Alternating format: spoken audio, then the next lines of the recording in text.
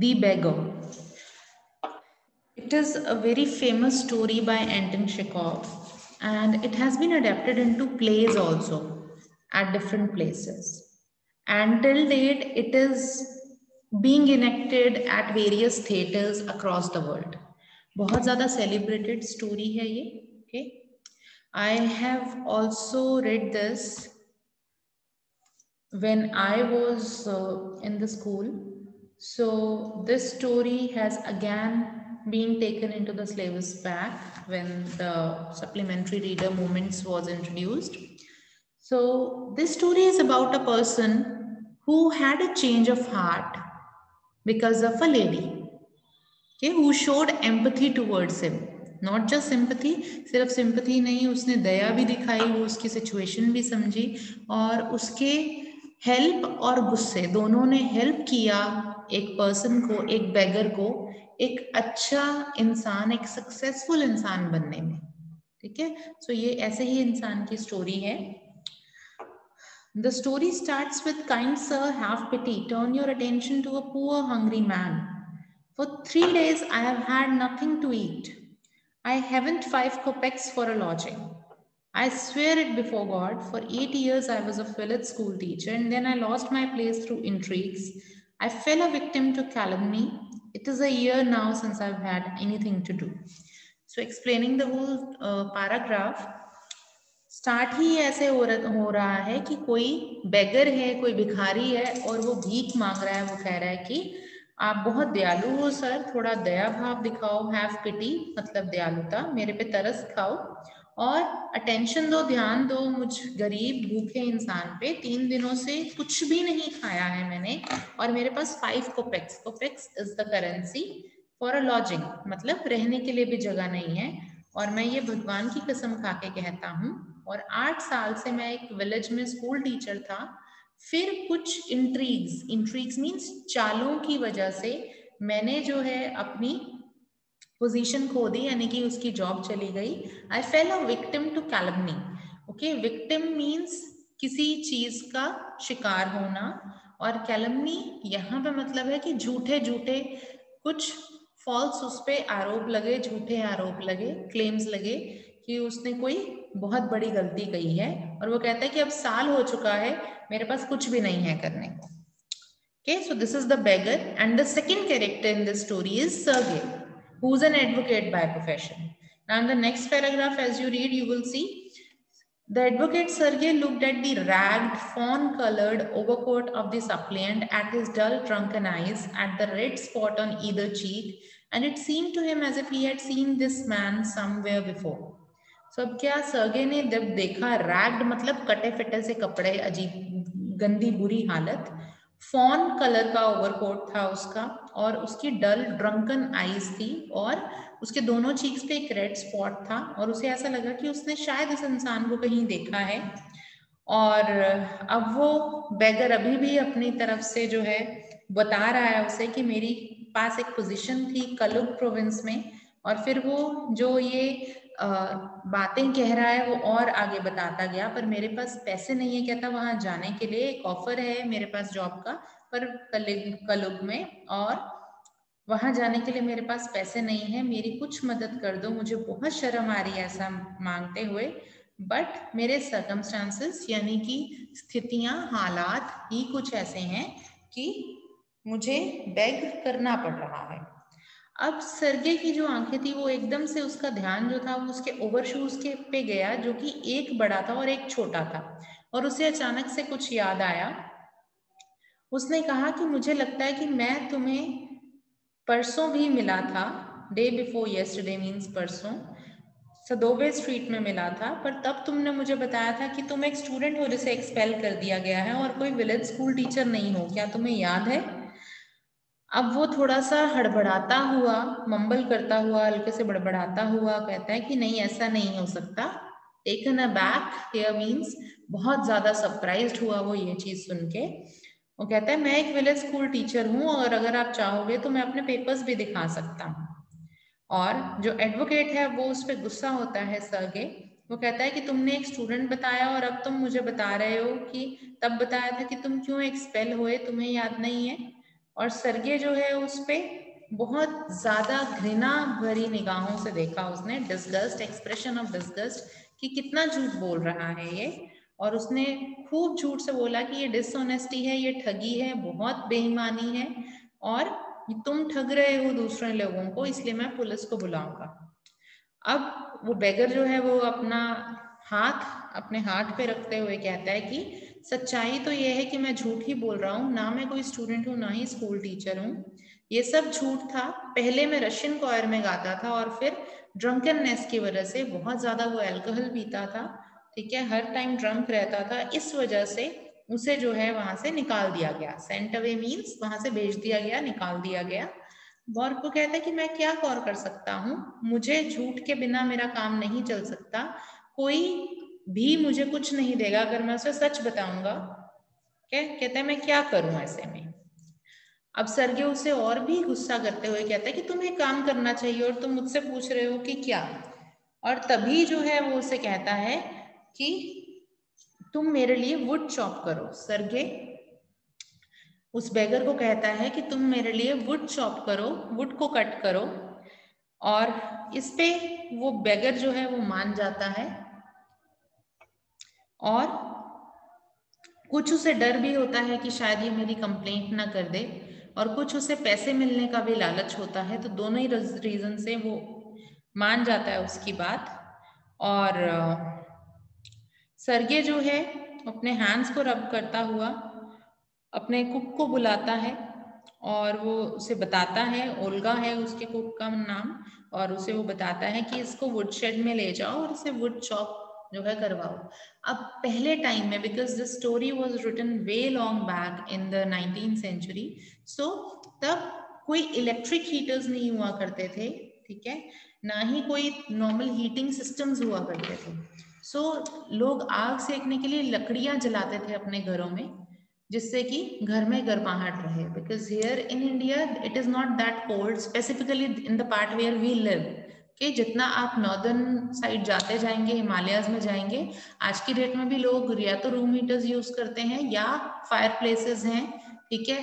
अंगीठी बहुत commonly use होती है, बट फायर प्लेस कंपैरेटिवली बड़ी जगह है।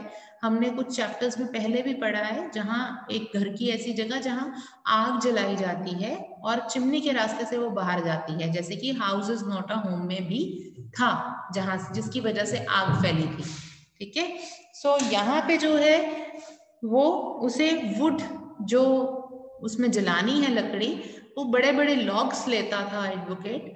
सो उसे चॉप करने के लिए, कट करने के लिए बुलाता है कि तुम इसे कट करके रख दो ताकि उसे जलाने में आसानी हो, और अपने कुक से इंट्रोड्यूस कराता है। अब फिर से एक बार लुक बताई जा रही है उस बेगर की। The scarecrow of a beggar shrugged his shoulder as if in perplexity and went irresolutely after the cook. Okay, so उसकी सिचुएशन क्या थी? स्केयर क्रो, स्केयर क्रो जो एक पुतला सा लगाते हैं खेतों में पक्षियों को डराने के लिए, बिल्कुल पतला सा मरा से हालात थे उस बेगर के। वो अपने शोल्डर्स को झिड़कता सा हुआ गया, बहुत परप्लेक्सिटी मीन्स बहुत हैरानी में, बड़ी असमंजस सी स्थिति में, और एंड वेंट इररेज़ोल्यूटली, और बड़े ही बेमन होकर, ठीक है, उसका मन नहीं था, उसकी इच्छा नहीं थी, फिर भी वो ये काम कर रहा था। That's called irresolutely. और ये ऑब्वियस था उसकी चाल से, उसके गेट मीन्स चाल, कि उस वो माना नहीं था वहां जाके लकड़ी काटने के लिए, क्योंकि वो भूखा था, उसे काम चाहिए था, पर सिर्फ इसीलिए, इसी प्राइड और शेम से, और वो अपने ही शब्दों के जाल में फंस गया था। और ये भी जरूर देखने वाली बात थी कि उसकी स्ट्रेंथ जो थी वो वोडका कंज्यूम करने की वजह से, which is a type of alcohol, उसको कंज्यूम करने की वजह से स्ट्रेंथ, उसमें जो ताकत थी वो बिल्कुल नहीं थी, और वो बहुत अनहेल्दी था। और उसका जरा सा भी, स्लाइटेस्ट थोड़ा सा भी इंक्लिनेशन यानी कि झुकाव, इंटरेस्ट नहीं था टॉयल, हार्डवर्क के लिए। अब लकड़ी काटनी है अगर एक इंसान जो पहले से ही भूखा है और जो शायद सिर्फ कई दिनों से अल्कोहल ही कंज्यूम कर रहा है या थोड़ा बहुत खा रहा है, तो वो वैसे ही इतना कमजोर है, उसमें ताकत बिल्कुल भी नहीं है, और अब उसे लकड़ियां काटने के लिए कहा जा रहा है, जो कि बहुत ही मेहनत का काम है और जिसके लिए बहुत स्ट्रेंथ चाहिए।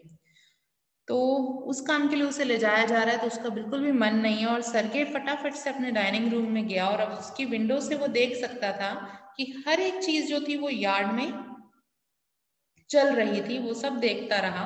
और विंडो पे उसने देखा कि कुक और बैगर जो थे वो यार्ड में बैकडोर से चले गए और उस डर्टी स्नो के रास्ते से वो शेड में चले गए। और ओल्गा ने बड़े गुस्से से जो है उस बैगर की तरफ देखा, उसको हल्का सा धक्का दिया, shoved him aside with her elbow, अपने बाजू से अपनी कोहनी से धकेलते हुए उसने शेड को अनलॉक किया और बड़े गुस्से में दरवाजा दे मारा और उसे अंदर का रास्ता दिखा दिया। Okay, next he saw on page 64, it is written, next he saw the pseudo teacher seat himself on a log and became lost in thought with his red cheeks resting on his fists.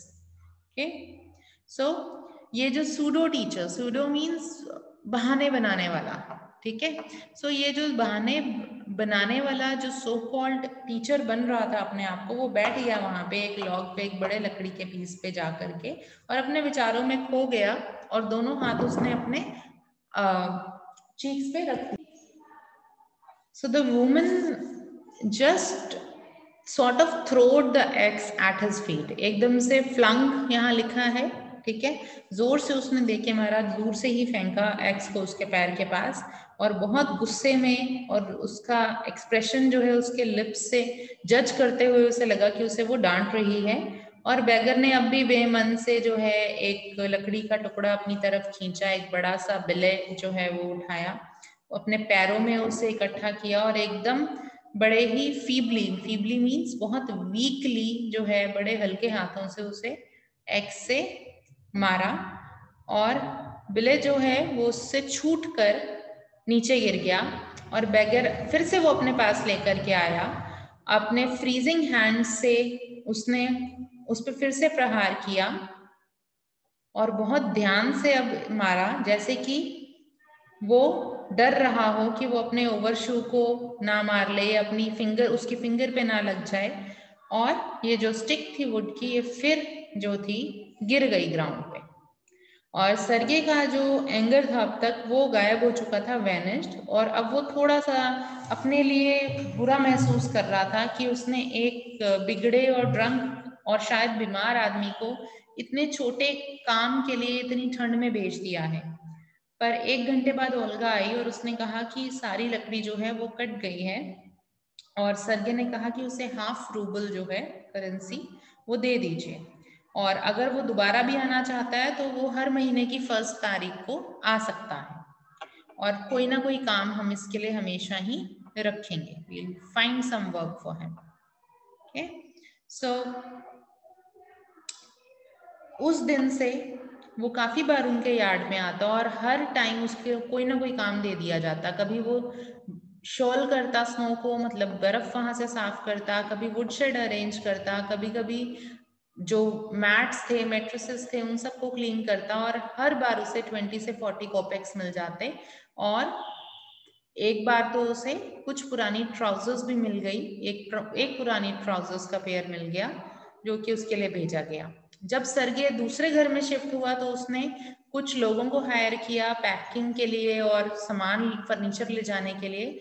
अब इस बार जो ये person था वो थोड़ा sober था, थोड़ा दुखी था और शांत था। उसने उस फर्नीचर को बड़ी मुश्किल से टच किया और वो उन वैगन्स, उन व्हीकल्स के पीछे जो था अपना सिर एकदम लटका के चलता रहा और उसने ये दिखावा भी नहीं किया कि वो बिजी है।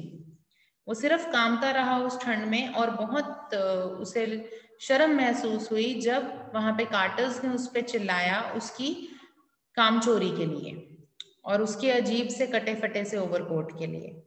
और जब वो वहां से मूव कर गया सर्गे तो उसे बुलाया गया। Okay, sent for him means he was called by Sergey.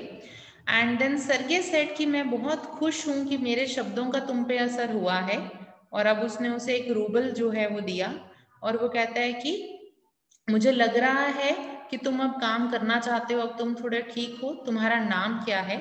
So first time उस बैगर ने अपना नेम बताया, उसका नेम था लशकॉफ। और अब वो कहता है कि मैं तुम्हें कोई और ठीक ठाक सी एम्प्लॉयमेंट दे सकता हूँ, काम दे सकता हूँ, क्या तुम लिख सकते हो। तो वो कहता है कि ये लेटर जो है मेरे फ्रेंड के पास ले जाना कल, और तुम्हें कुछ कॉपी करने का वर्क मिलेगा, मेहनत करना, ड्रिंक नहीं करना, और याद रखना जो मैंने तुम्हें कहा है।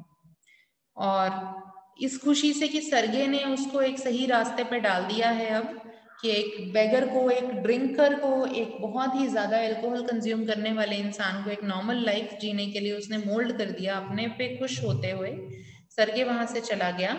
लश्कोफ उस लेटर को दे के वहां से चला गया और 2 साल के बीत गए। फिर एक शाम सर्गे जो था एक टिकट विंडो पे खड़ा था एक थिएटर की, जहां वो पे कर रहा था अपनी सीट के लिए, और उसने एक छोटे से आदमी को देखा जो उसके पास था, और उसका कोट कॉलर जो था वो कर्ली फर का था और एक पुरानी सी सिल स्किन कैप थी उसकी। और ये जो था ये थोड़ा डरते हुए, टिमिडली डरते डरते इसने टिकट सेलर को एक सीट पूछी गैलरी में और उसे कॉपर कॉइन से पे किया। अब एकदम से सर्गे ने उसे पूछा, लश्कोफ क्या ये तुम हो, कैसे हो, के और क्या कर रहे हो, कैसे कैसे चल रहा है सब कुछ। अब वो बताता है कि I am a notary now and I am paid 35 roubles a month. Notary means एक गवर्नमेंट ऑफिसर, ठीक है, गवर्नमेंट ऑफिस में काम करने वाला। इस पे सर्गे खुश होता है कि मैं तुम्हारे लिए बहुत खुश हूं, और तुम एक तरह से मैंने तुम्हें हल्का सा धक्का ही दिया था सही रास्ते पे, और तुम सही रास्ते पे आ गए। मुझे बहुत खुशी हुई है ये देख के। वो पूछता है कि तुम्हें याद है मैंने तुम्हें कितना डांटा था, what are roasting I gave you, और लगभग जो है तुम धरती में ही धस गए थे मेरे पैर पकड़ने को उस दिन। और कहता है कि बहुत अच्छी बात है कि तुमने मेरे शब्दों को नहीं भूला बिल्कुल भी। लश्कोफ उसका थैंक्स करता है कि मैं तुम्हारे पास नहीं आता तो शायद अभी भी मैं कहीं किसी रोड पे अपने आप को टीचर या स्टूडेंट ही बुला रहा होता, और आपके प्रोटेक्शन में आकर ही मैं अपने आप को एक गहरे खड्डे में से निकाल पाया, my self out of a pet. Okay, और सर्गे खुश होता है इस बात पे। अब लश्कोफ उसे बताता है कि तुम आपके काइंड वर्ड्स और डीड्स के लिए, कामों के लिए बहुत शुक्रिया, मैं बहुत शुक्रगुजार हूँ आपका और आपके कुक का। उस नोबल वुमन को भी भगवान बहुत ब्लेस करे, आपने बहुत अच्छे से बोला था और मैं हमेशा शुक्रगुजार रहूंगा आपका, वो सर्गे को कहता है। बट असल में आपकी कुक थी ओल्गा जिन्होंने मुझे बचाया। अब सर्गे हैरान होके पूछता है, हाउ इज दैट? वो कहता है, when I used to come to your house to chop wood, she used to begin, oh you sought you. ठीक है, तो वो उसको बुरे नामों से बुलाती थी, उसको पियक्कड़ करके कहती थी, और कहती थी तुम कितने दयनीय से अजीब से प्राणी हो, तुम्हारे लिए कुछ भी नहीं है बट तुम्हारा विनाश होगा। और फिर जो थी वो उसके सामने बैठ जाती, दुखी होती, उसके चेहरे की तरफ देखती और रोती कि तुम बहुत अनलकी हो, तुम्हारे लिए इस दुनिया में कुछ भी नहीं है और ना ही आने वाले समय में भी कुछ होगा। और उसको बहुत कर्ज करती, उससे बहुत बुरा भला बोलती, और उसी टोन में वो बोलती रहती। और वो कहता है, मैं आपको बता नहीं सकता कितनी माइजरी, कितना दुख उसने सफर किया, कितने ज्यादा उसने आंसू बहाए मेरे लिए। मतलब कि वो बहुत कोसती थी उसको, पर कोसती थी उसकी हालात को देखकर दुखी होती थी, उस पर गुस्सा नहीं होती थी, गुस्सा होने की जगह उस पर दुखी होती थी। और मेन चीज थी कि वो उस लकड़ी को काटा करती थी। She used to chop the wood for me. अब लश्कोफ सर्गे को बताता है और वो कहता है कि आपको पता है कि मैंने तो आपके लिए एक सिंगल स्टिक भी वुड की चॉप नहीं करी कभी, वही करती थी हमेशा। क्यों इस चीज ने मुझे बचाया, मैं क्यों बदल गया और ड्रिंक करना छोड़ दिया, सिर्फ उसको देख के मैं नहीं बता सकता। मुझे बस इतना पता है कि उसके जो शब्द थे और उसके जो अच्छे काम थे उसकी वजह से मेरे मन में एक परिवर्तन हुआ, एक चेंज हुआ, और उसी ने मुझे सही रास्ते पे डाला, और ये मैं कभी नहीं भूल सकता। हालांकि अब टाइम हो रहा है जाने को, बिकॉज थिएटर में शो शुरू हो चुका था, और लश्कोफ बो करके वहां से डिपार्ट हो गया, यानी कि चला गया गैलरी की तरफ। So he went and he told Sergei that it was not because of him that there was a change of heart that Lashkov had, but it was because of his cook, who was supportive, as well as she supported him in a different way, in an absolutely different manner. So that's how this story ends.